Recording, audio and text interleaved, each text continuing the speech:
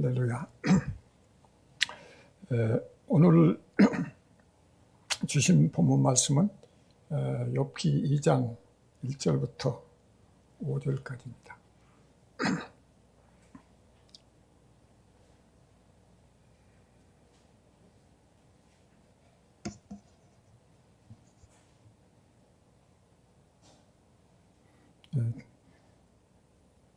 제가 먼저 읽겠습니다. 여호와께서 사탄에게 이르시되 내가 어디서 왔느냐? 사탄이 여호와께 대답하여 이르되 땅을 두루 돌아 여기저기 다녀왔나이다. 여호와께서 사탄에게 이르시되 내가 내 종 욥을 주의하여 보았느냐?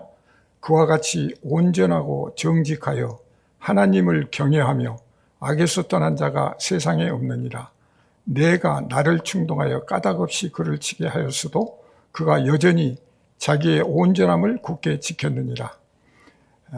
사탄이 여호와께 대답하여 이르되 가죽으로 가죽을 바꾸오니 사람이 그의 모든 소유물로 자기의 생명을 바꾸올지라.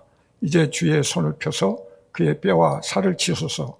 그리하시면 틀림없이 주를 향하여 욕하지 않겠나이까. 아멘.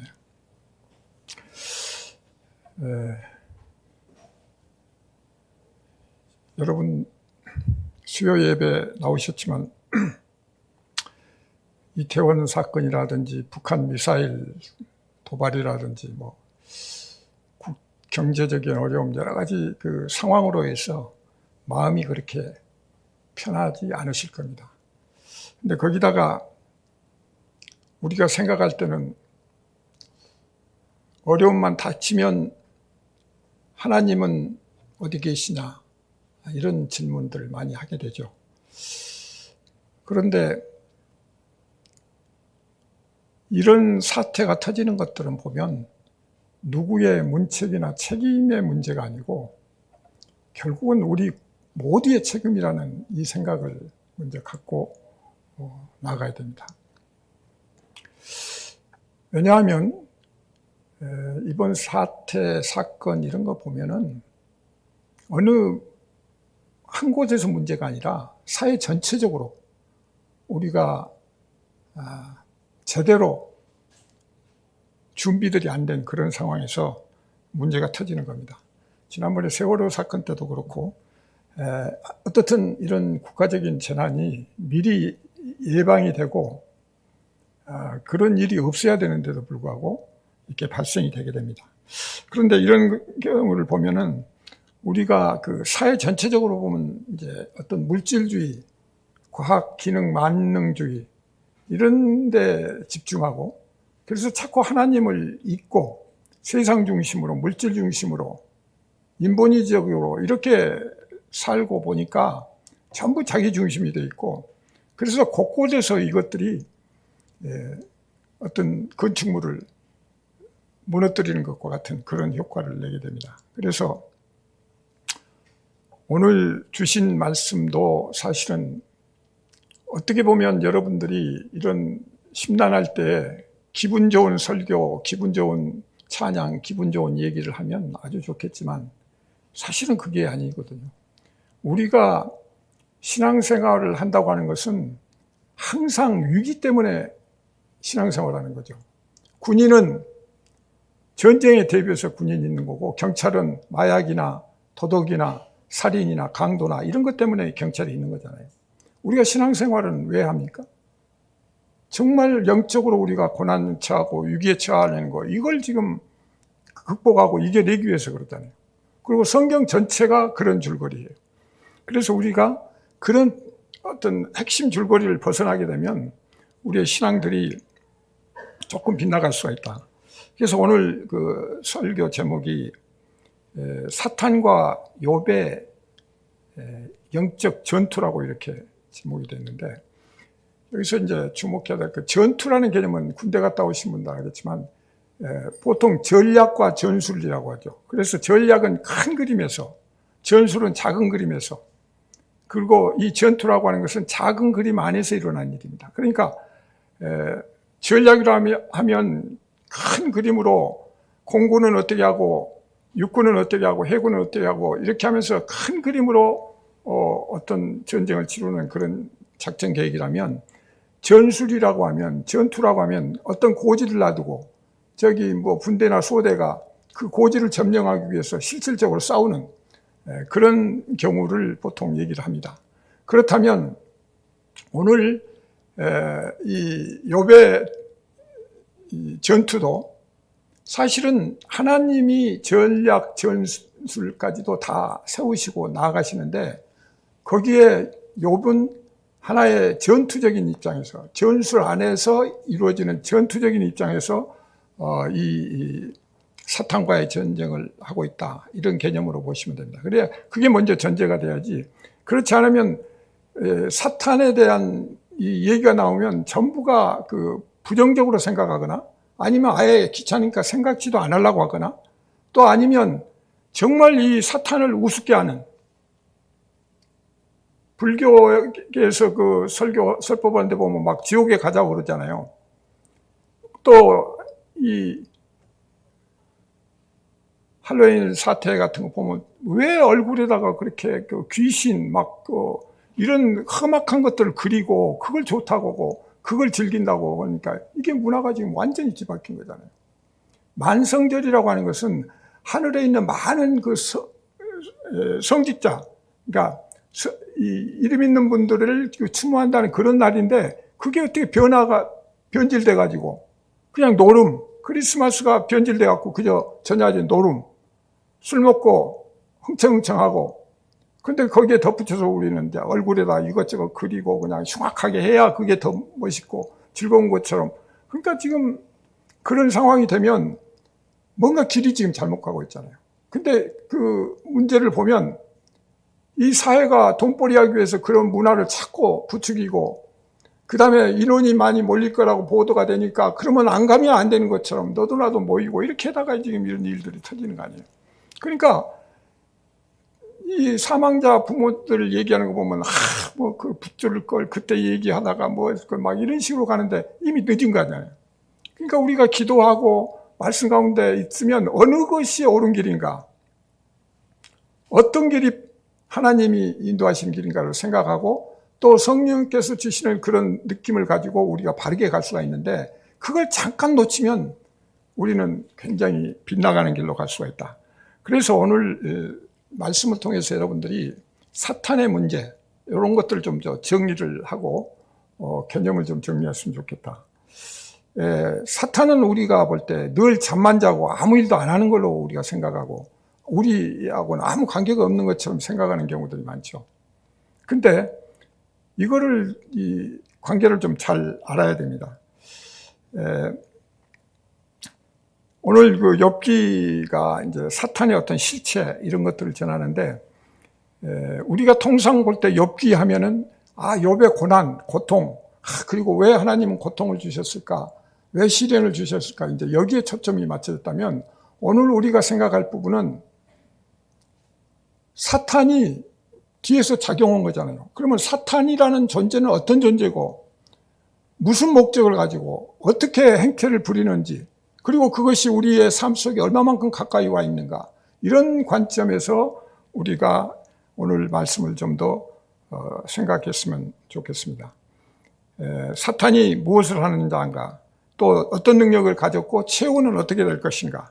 그런데 문제는 우리가 누구도 이 사탄의 존재 자체를 의식하는 경우도 별로 드물고 또 사탄의 집투를 받아가지고 사탄의 조종을 받고 있는데도 감각이 없다는 거죠. 생각도 없고 그냥 불평불만하고 그 다음에 탓을 하고 이렇게 이제 가니까 반복되는 그런 일들이 우리 주변에서 일어날 수가 있다. 그렇기 때문에 인간의 그 네 가지 타입을 한번 구분해 보면 첫째, 그 오로지 하나님 한 분만을 생각하는 사람이 있을 수 있고 하나님을 알고 사탄은 모르는 그런 사람이 있을 수 있고 하나님도 모르고 사탄도 모르는 사람이 있고 또 하나님도 사탄도 사람, 자기 자신도 모르는 사람, 이렇게 구별을 한번 해볼 수가 있다. 그러면 나는 어디에 속하는 인가? 거기 한번 생각을 하는데 우리는 경계선을 왔다 갔다 할 수가 있는 거죠. 그래서 이 사탄에 대해서 경각심이 없고 방치하는 사람은 사무라고 그래서 사탄의 존재 자체를 모르는 것, 어떤 무식쟁이가 되고, 사탄의 정체를 잘 알지 못해서 무지하고, 사탄의 능력을 무시함으로 해서 무능력자가 되고, 사탄에 너무 친하고 우호적이어가지고 스스로 무장해제가 돼버리는 이런 상황에 이제 직면하게 되는 거죠. 그래서 C.S. 루이스는 그런 얘기를 합니다. 인류가 그 악령에 대하는 태도는 두 가지가 있는데, 그것이 잘못된 믿음인데, 그것은 악령의 존재를 믿지 않는 거, 그거 하나고, 그 다음에 악령의 존재를 믿기는 믿는데, 그것이 잘못된, 그러니까 불건전하게 대우하는, 그러니까 마치 그 한편인 것처럼 경계심도 갖지 않고, 그리고 사탄이 그 조종하는 대로 세상 이 물질 문명에 그냥 이리 흥청 저리 흥청 하면서 살아가는 그런 경우를 얘기를 한다. 그렇다면 성경에서는 이 사탄의 문제를 얼마만큼 비중 있게 다루는가, 이걸 통해서 우리가 한번 생각해 볼 필요가 있는데, 구약에서는 하나님 존재만큼 사탄의 존재를 묘사하고 있어요. 그러니까 곳곳에, 이따 설명을 드리겠지만 창세기부터 계시록까지 거의가 하나님 말씀 아니면 사탄의 문제고, 그 다음에 우리가 깨어나가는 이런 문제예요. 그런데 이런 것들이 구체적으로 증명이 안 되면 안 된다. 그래서 제1장에 보면 천지 창조가 되죠. 제2장에는 사람이 창조가 되고, 제3장에 드디어 뱀이 등장하죠. 그래서 뱀이 등장했는데 그게 사탄이에요. 그리고 욥기 1, 2장에서 이제 사탄이 등장하는데, 계시록 20장에 가면 사탄이 불못에 멸망에 빠집니다. 그래서 사탄은 영원히 이제 불못에 빠지는데, 중간에 보면 이제 계시록에 뭐가 있어요? 이제 1000년 이제 통치가 있고 뭐 이렇게 가는데, 잠시 또 나왔다가 사탄이 활동하다가 뭐 이렇게 하면서 환난 기간이 있고 뭐 이제 여러 가지 복잡한 상황들이 있습니다. 근데 그건 우리한테 아직 안 닥쳤는데, 예수님이 그때 이제 또 재림하셔서 모든 걸 심판하신다, 이런 줄거리로 되어 있잖아요. 그러니까 이 사탄의 문제는 우리가 가볍게 볼 일은 아니다. 우리가 현재 살고 있는 이 상황 속에서도 사탄은 잠자지 않고 계속 어떤 역할을 하고 있는 것이다. 우리가 무슨 문제만 있으면 뭐 하나님 어디 계시냐고, 하나님 주무시냐고 이렇게 얘기할 게 아니다. 사탄도 똑같이 지금 일을 하는 거고, 하나님이 일 안 하실 때 사탄이 더 열심히 일할 수도 있는 이런 관계를 우리가 생각을 해야 된다. 그래서 욥기는 창세기와 더불어서 가장 오래된 책입니다. 그러니까 창세기가 쓰인 그 시점, 소위 야곱의 어떤 그런 시점에 쓰였다고 이렇게 학자들이 그 추론을 하는데, 어떻든 창세기와 맞먹는 시기에 쓰인 책이에요. 그러니까 하나님이 여기에서 창세기 1장부터 2장, 3장 거쳐서 사람을 만들고 사탄이 등장하고, 그 다음에 이 사탄이 욥기에서 등장하는 이 일련의 상황은 뭐예요? 이 세상을 통치하시면서 핵심된 메시지를 주신 거죠. 이게 이제 앞으로 계속 풀어나갈 기본적인 틀을 주신 거예요. 그 관점을 우리가 가져야 되죠. 그러니까 적당히 무슨 사탄이 없어도 되고 뭐 우리 없을 거다 이런 생각이 아니고, 하나님 존재한다는 거, 하나님이 존재하고 하나님이 역사하시고 그게 믿으면 그 다음에는 사탄이 등장해요. 그래서 사탄과 사람 간에 문제가 생기죠. 그러니까 이 관계를 우리가 잘 봐야 된다.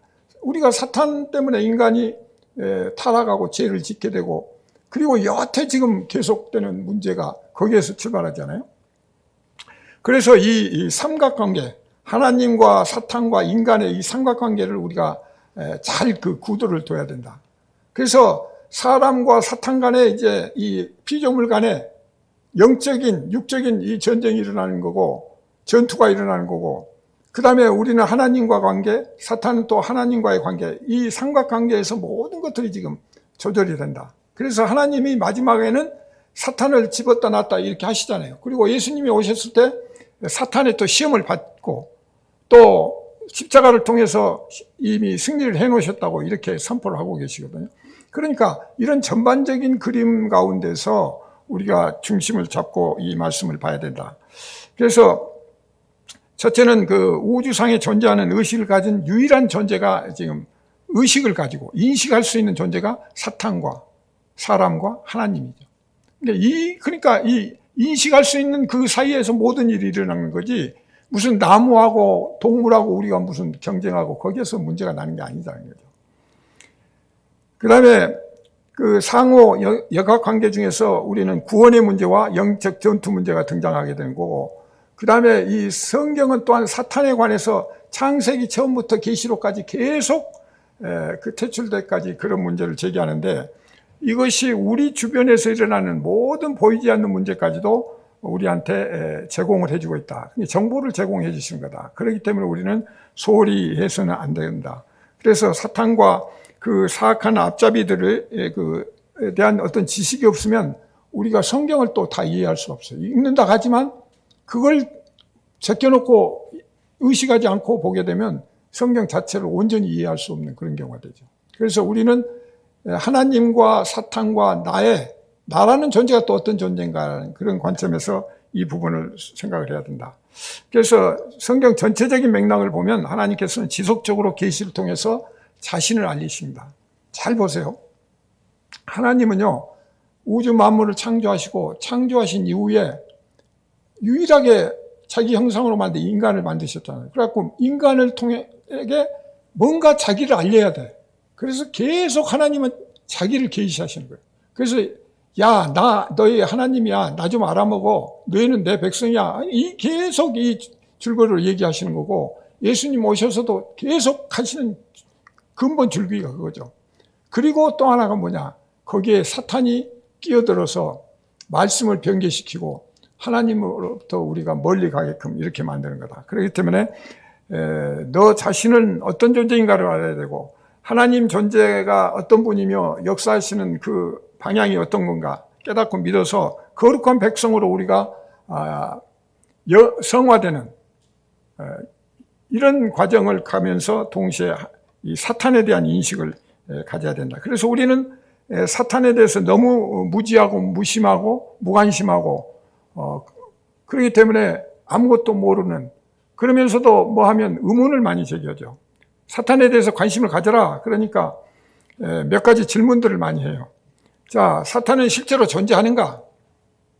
사탄은 실제 인격인가? 단지 비인격적인 힘일 뿐인가?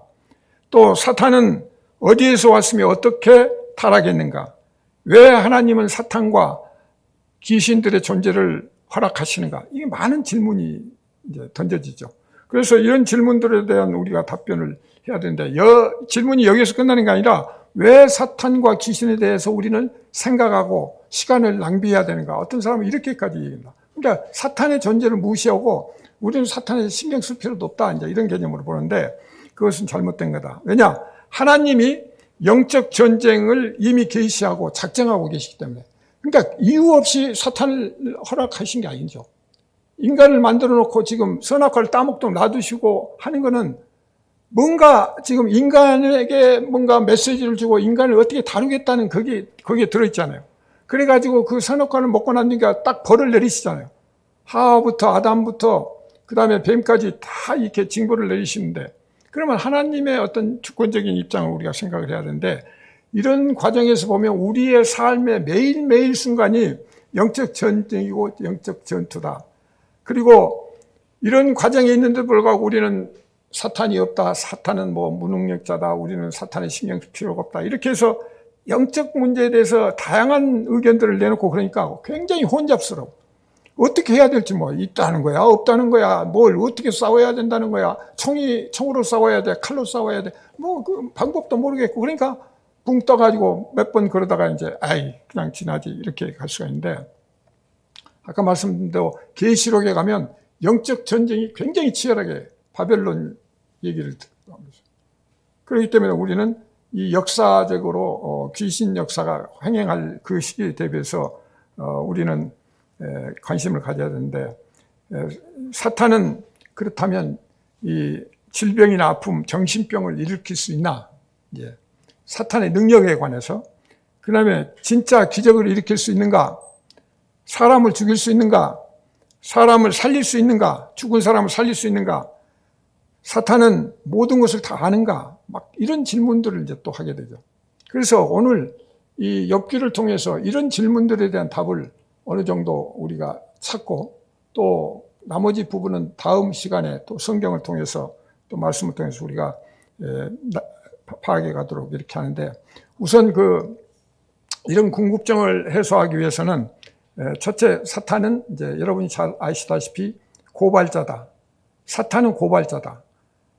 근데 오늘 말씀을 통해서 여기 1장 6절하고 2장 1절에 이제 나오는데, 하루는 하나님의 아들들이 와서 여호와 앞에 서고 사탄도 그들 가운데 와서 여호와 앞에 서니, 그리고 또 하루는 해서 이 1장과 2장이 계속 같은 패턴으로 두 번을 지금 설명을 해요. 그러니까 그만큼 이 문제가 중요하다는 얘기도 되고, 또 사탄이 어떻게 변화되고 하나님은 어떻게 하시는가, 또 우리는 어떻게 해야 되는가 하는 그것들을 설명하기 위한 거죠.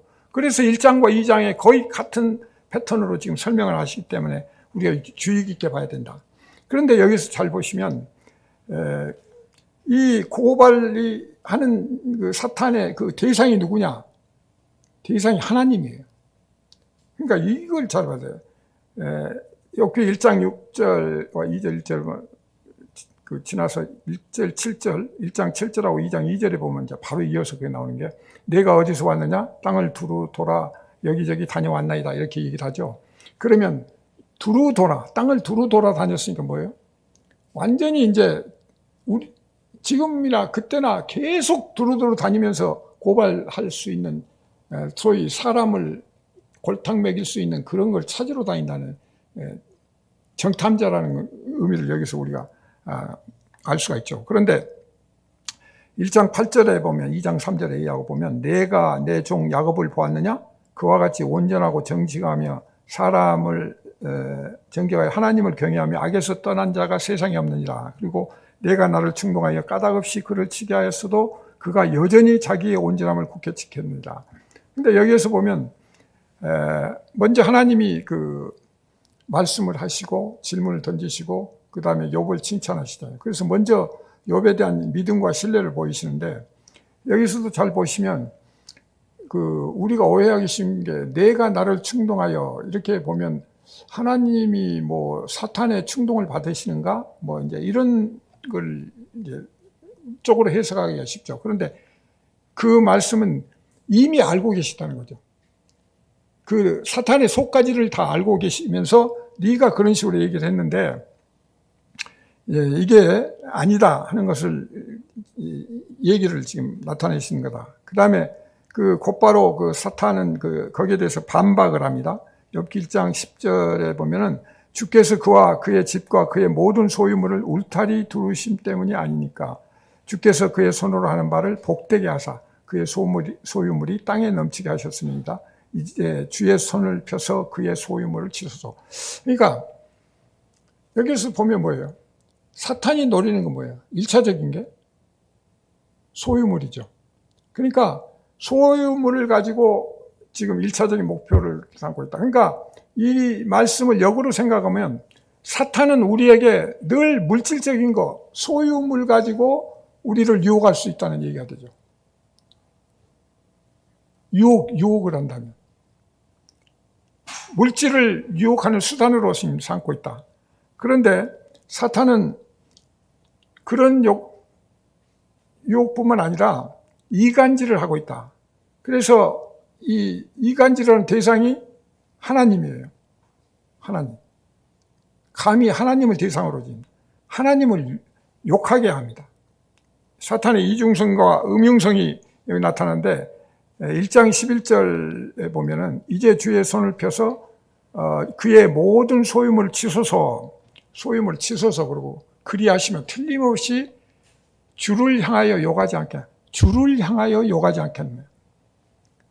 그러니까 하나님을 충동이라면 충동이고, 어떻든 욥을 치게 하는데 그렇게 하면은 틀림없이 주를 향하여 욕한다. 그러니까 뭐예요? 하나님을 대상으로 하나님을 욕하게 만드는 거예요. 그러니까 대적자예요. 그래서 하나님의 뜻을 벗어나는 것은 모두가 사탄의 영향을 받았다고 우리가 판단을 해도 틀리지 않을 거라 이렇게 봅니다.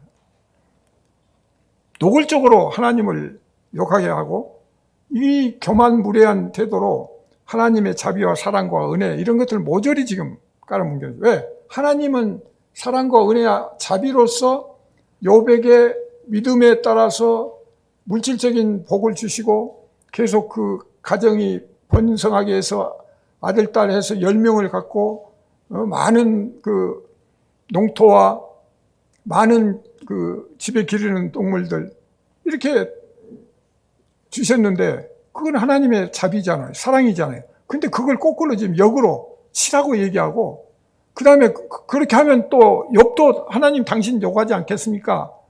그러니까 완전히 이건 하나님을 대적하는 자예요. 그래서 여기에서 이제 그 사탄의 음흉함을 알 수가 있는 게 하나님의 주권을 인정하는 거예요. 그죠? 잘 보세요. 하나님의 주권을 인정하는데 그런 뜻 하면서도 뭐예요? 하나님을 부정하는 거예요. 하나님께서 울타리로 다 이렇게 보호해 주시고 복을 주시니까 그러니까 그렇게 잘 되는 거 아닙니까? 인정하잖아요. 하나님을 인정하는 뜻 하면서 하나님을 향해서 욕을 하게 하고 비판하게 만들잖아요. 그러니까 이게 아주 교묘한, 음흉한 이 속성을 가지고 있다는 거예요. 그러니까 우리가 이 사탄하고 싸움해갖고 이길 수가 없어요. 하나님을 견주어서 지금, 그런 존재인데 이길 수가 없는 거다. 이 간사함을 우리는 이길 수가 없다. 그 다음에 이제 그 1장 9절에 보면 어찌 까닭없이 하나님을 경외하리까 그러잖아요. 어찌.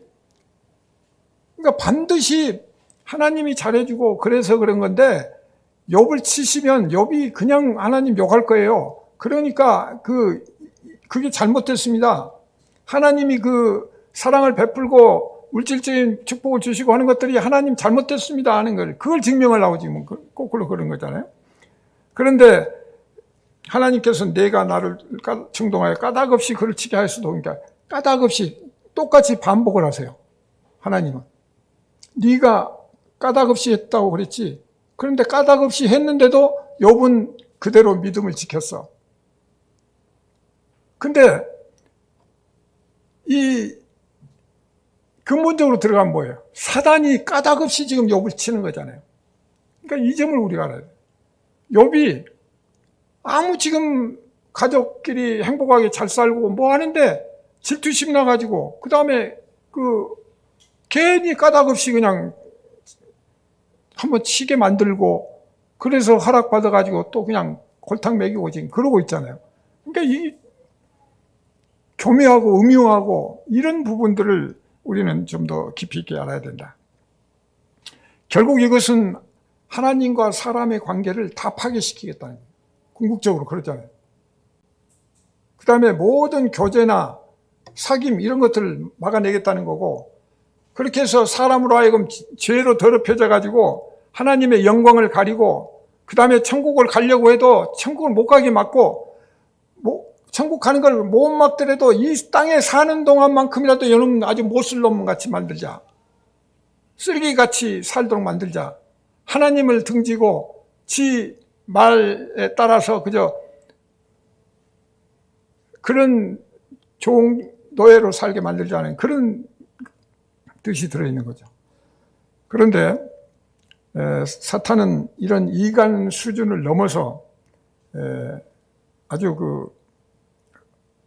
좀 더 주의 깊게 봐야 될 부분이 있습니다. 욥기 2장 4절 보면 가죽으로 가죽을 바꾸오니 사람이 그의 모든 소유물로 자기의 생명을 바꾸올지라 이제 주의 손을 펴서 그의 뼈와 살을 치웠소.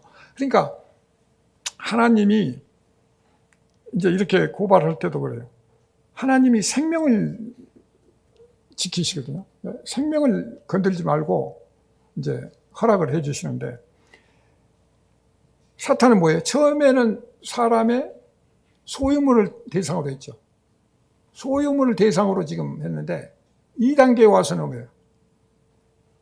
생명, 가죽을 가죽으로 생명을 이건 모든 물질, 모든 소유물 다 바꿔서라도 생명을 먹을 거다. 그러면서 몸까지 치고 거의 죽기 직전까지 만드는 거죠. 뼈와 살까지 치솟아 그래요. 얼마나 험악한 얘기예요. 사실 사탄과 욥은 일면식도 없잖아요. 뭐 사귀거나 오다 가다 만난 적도 없는 그런 관계잖아요.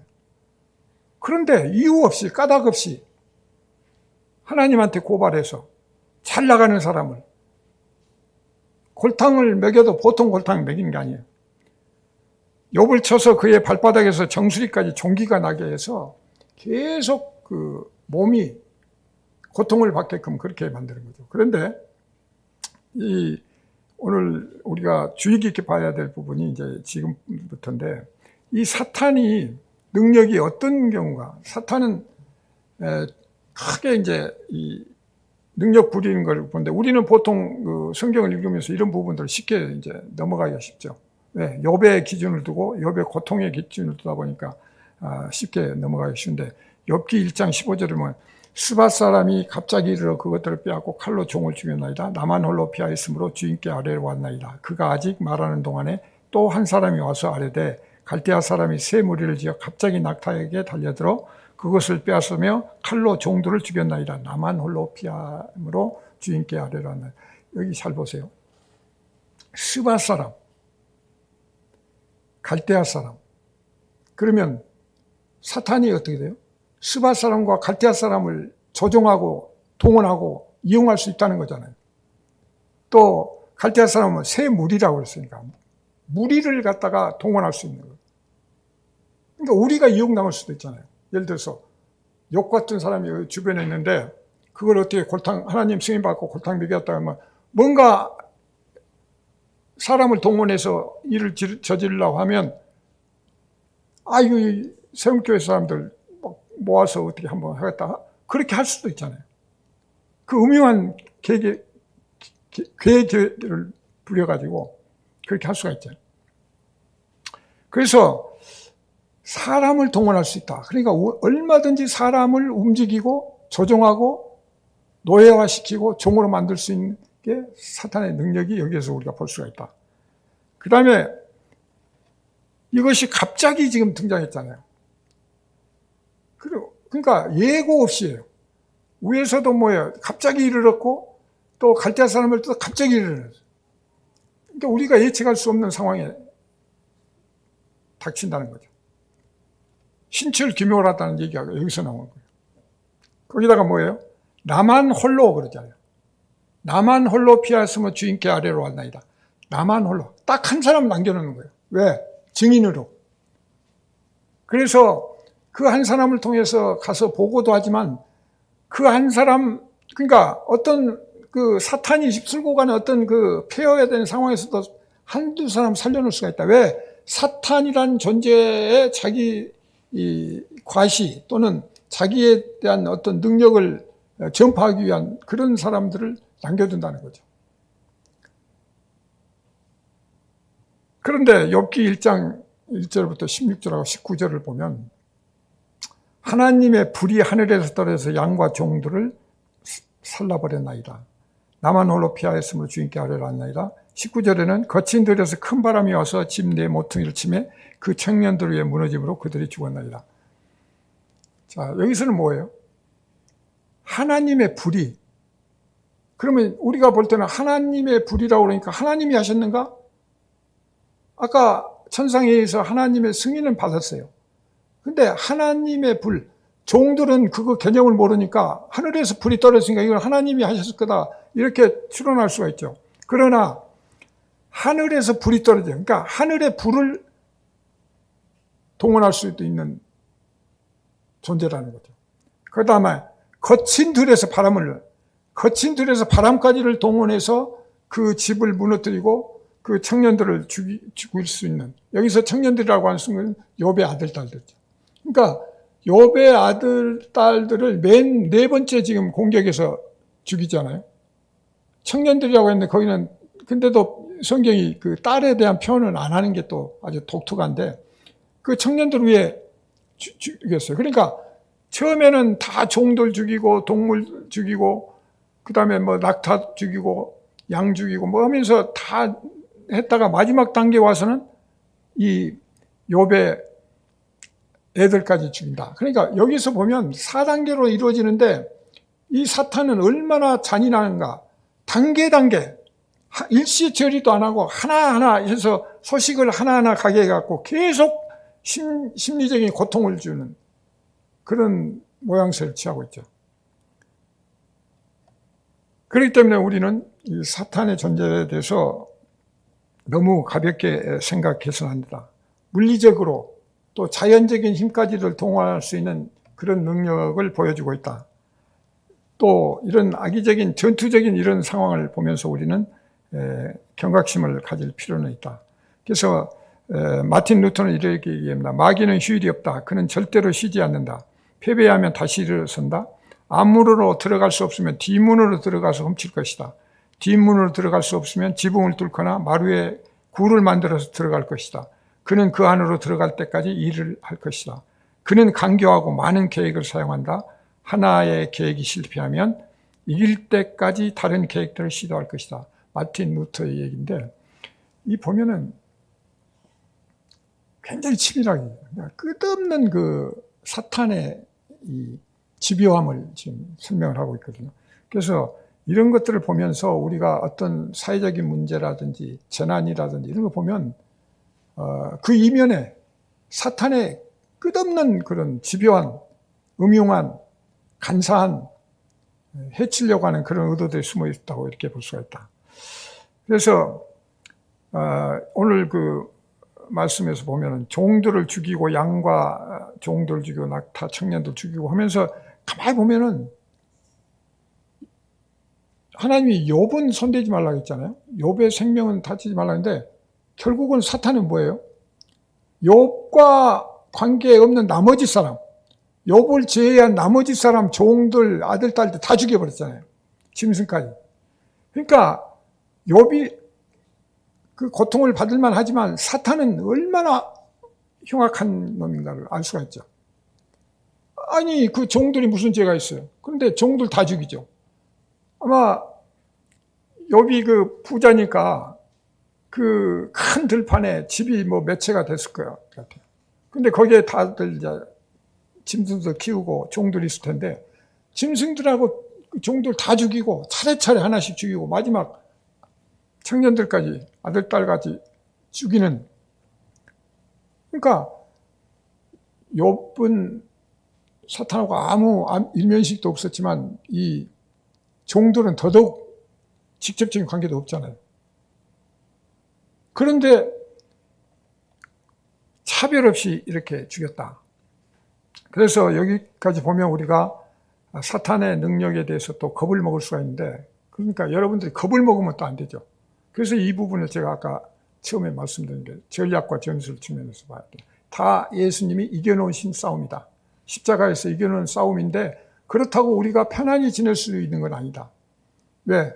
영적 전투가 계속 진행인 거고 얼마든지 우리를 피해를 당할 수가 있다. 왜? 그렇게 신실한 욥을 하나님께 고발해서 그렇게 흔들 수 있을 존재라면 우리 같은 사람들은 오히려 또 덜 건들 수는 있죠.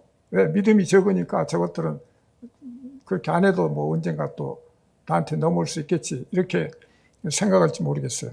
그러나 신앙을 갖고 있는 사람, 또 믿음이 더 굳은 사람일수록 사단은 더 괴계를 꾸밀 수 있다. 그런데 여기서 한번 생각해 볼 것은 사단이 이렇게 능력이 있다고 한다면 예수님처럼 예수님 오셔서 눈먼 자를 눈뜨게 하시고 걷지 못한 사람을 걷게 하시고 일어 세우시고 나병 환자를 하얗게 고치시고 죽은 자를 살리시고 가난한 자에게 복음을 전하시고는 이런 일을 할 수 있을까요? 사탄은 아무리 그런 능력을 하더라도 그런 생명을 살리는 일을 못하죠. 왜? 사랑과 은혜와 생명을 살리는 일인데 예수님밖에 할 수가 없죠. 사단은 그걸 할 수가 없어요. 그래서 사탄의 능력이라고 하는 것은 하나님보다는 조금, 왜? 천상의 세계에서 하나님 다음 가는 자리에 있던 존재거든요. 그게 이제 하나님을 배반하고 타락해가지고 결국은 이제 아까 창세기 3장에 등장했는데, 그러니까 창세기 1, 2장 사이에 그 아마 피조가 돼가지고 그 다음에 그 사이에 천국에서 타락해가지고 쫓겨나가지고 아마 뱀으로 해서 창세기 3장에 나타나는 거 아닌가 이렇게 추론해 볼 수가 있는데, 어쨌든 사탄은 사람을 죽일 수는 있어도 살릴 수는 없다. 그래서 사망으로 인도하는 자다 이런 것들을 우리가 생각을 하고, 그 다음에 욥이 사탄의 전투에서 어떻게 이겼는가 이걸 한번 우리가 관심을 가질 필요가 있는데, 자, 굉장히 중요한 얘기죠. 그러면 이렇게 능력 있는 그 다음에 험악하게 괴롭히는 사탄을 어떻게 이겼는가? 전투에서 이겼는가? 사실 욥은 굉장히 취약한 상태에 있죠. 왜냐하면 지금 천상회의에서 일어나는 일이잖아요. 그리고 천상회의에서 하나님과 사탄과 하나님의 아들들이 참여한 그 회의에서 결정이 난 건데 이 욥은 아무 정보가 없어요. 그냥 있는데 느닷없이 와서 지금 치는 거죠. 그러니까 동서남북 어디서 왜 뭐 때문에 이런 일이 일어난지를 알 수가 없는 거죠. 왜? 천상의 정보가 없으니까. 여기저기서 협공을 당하는 그런 꼴이나. 그런데 여기서 중요한 것은 욥이 그런 극단적인 상황까지 갔는데도 불구하고 욥기 1장 20절을 보면 욥이 일어나 겉옷을 찢고 머리털을 밀고 땅에 엎드려 예배한다고 했어요. 그러니까 그런 극단적인 상황, 자식까지 재물 모든 게 다 지금 파괴되고 자기 몸은 그런 고통 속에 있다고 한다면 정말 하나님을 욕할 수도 있고 비판할 수도 있고 또 다른 생각을 가질 수 있을 텐데 여기서 보면 그 자리에서 그냥 엎드려 버린 거예요.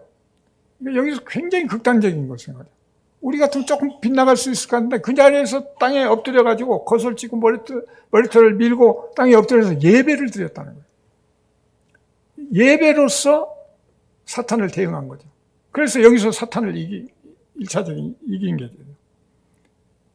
이 믿음의 강도로 이겨낸 거죠. 그 다음에 이제 두 번째로는 가장 큰 죄는 입술로 죄를 짓지 않았다. 1장 22절, 2장 10절에 보면 모든 일에 욥이 범죄하지 아니하고 이 하나님을 향하여 원망하지도 않았대요.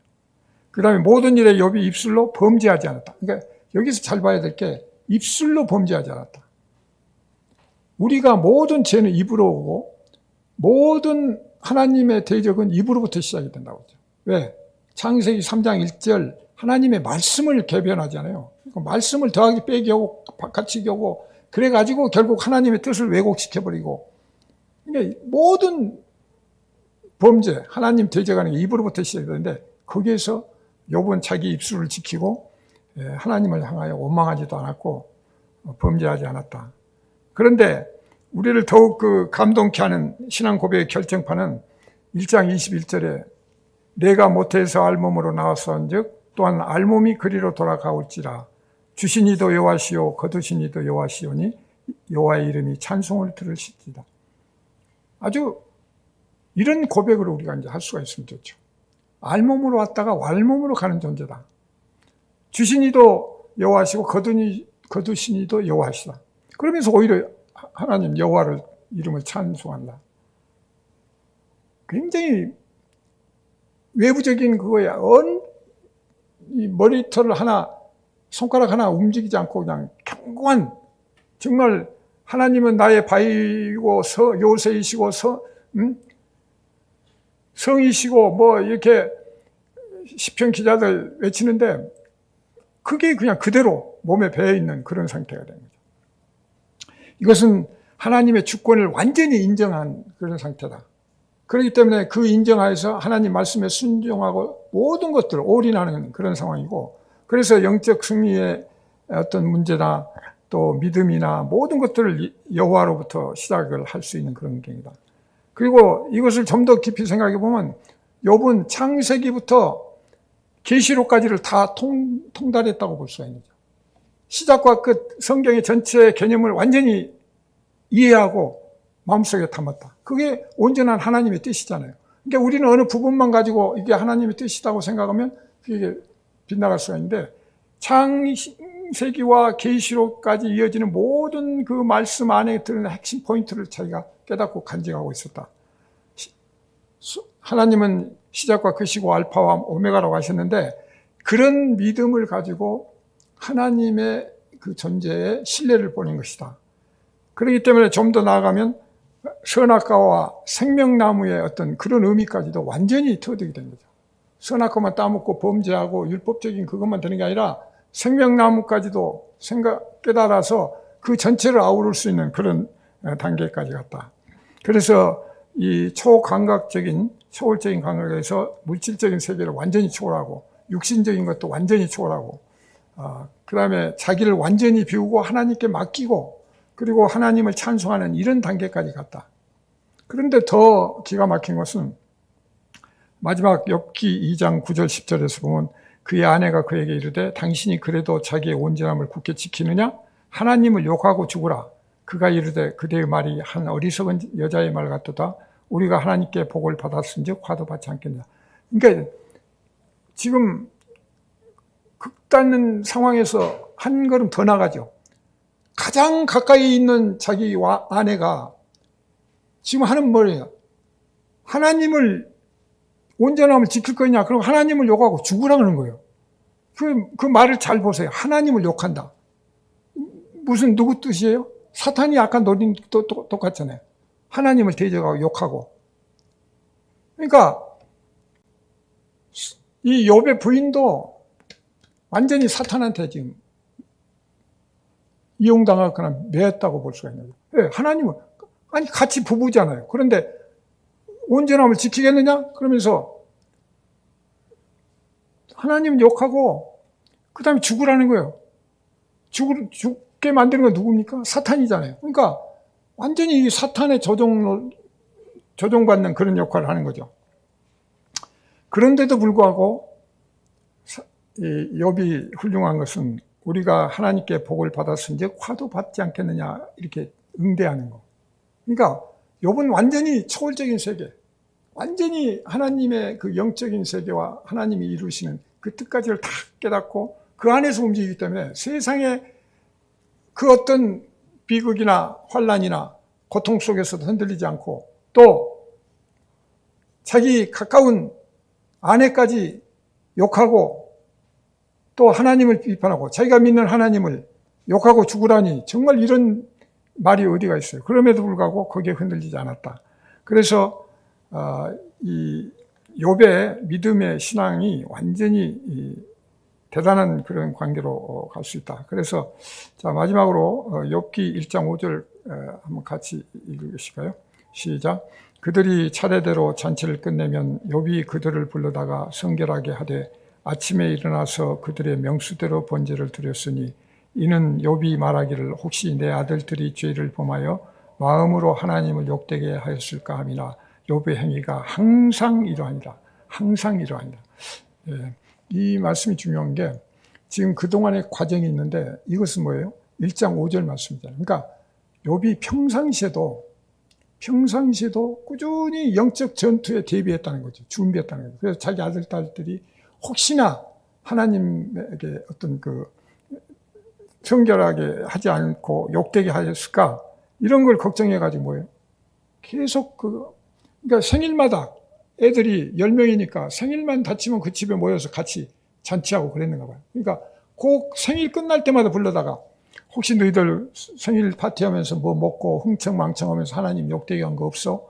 그 지적하고 또 기도하고 번제 드리고 이렇게 하면서 애들 가족까지도 잘 다스리고 그 다음에 본인도 하나님께 욕되지 않기 위해서 계속 그 자기를 성결한 길로 나아가는데 자기를 절제하고 가다듬고 영적으로 전투 준비를 늘 갖추고 있었다. 그렇기 때문에 이게 기초가 됐기 때문에 그 어떤 상황에서도 흔들리지 않을 수 있었다. 그렇지 않았다면 그 사탄이 갑자기 예고도 없이 그냥 단계적으로 즉시적으로 그냥 와서 부수고 죽이고 고통을 주고 몸에 그 종기까지 나게 하고 이런 상황이라면 아무도 견딜 수가 없을 텐데 이런 그 믿음을 본을 평소에 꾸준히 해왔다는 거죠. 그래서 우리가 이 말씀을 통해서 욥의 그 신앙과 믿음을 다시 한번 생각하고 하나님이 왜 그러면 그 사탄을 허용하셨는가, 존재를 허용하시고 풀어놓으신가, 뭐 여러 가지 나머지 질문들은 다음 시간에 또 한번 같이 말씀을 나누도록 하고 시간이 부족하기 때문에 여기서 마치겠습니다. 기도하겠습니다.